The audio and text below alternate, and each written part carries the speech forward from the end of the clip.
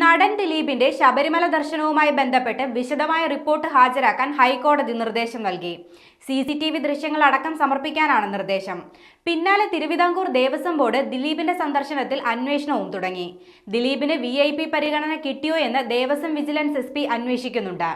2-3 മണിക്കൂർ ക്യൂ നിന്ന് ദർശനം നടത്താൻ കഴിയാതെ ഭക്തർ മടങ്ങിപ്പോകുന്നത് കണ്ടില്ലെന്ന് നടിക്കാനാവില്ലെന്ന് ഹൈക്കോടതി വിമർശിച്ചിരുന്നു. നടന് VIP പരിഗണന കൊടുത്ത് മറ്റ് ഭക്തരുടെ ദർശനം തടസ്സപ്പെടുത്തിയ ഉദ്യോഗസ്ഥർക്കെതിരെ നടപടി വേണമെന്നും ദിലീപിനെതിരെ കോടതിയലക്ഷ്യ നടപടി സ്വീകരിക്കണമെന്നും പറഞ്ഞ ഹൈക്കോടതി ദേവസ്വം ബോർഡ് അടക്കം ബന്ധപ്പെട്ട കക്ഷികളുടെ മറുപടി സത്യവാങ്മൂലം കിട്ടിയ ശേഷം എന്ത് വേണമെന്ന് ആലോചിക്കാമെന്നും പറഞ്ഞു.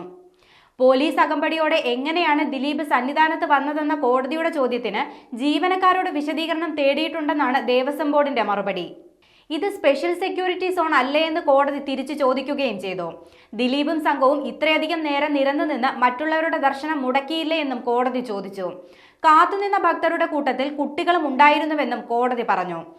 ഹരിവരാസനം പാടുന്ന സമയം മുഴുവൻ അവിടെ നിൽക്കാൻ ദിലീപിന് എങ്ങനെ അനുമതി കിട്ടിയെന്ന് കോടതി ചോദിച്ചു.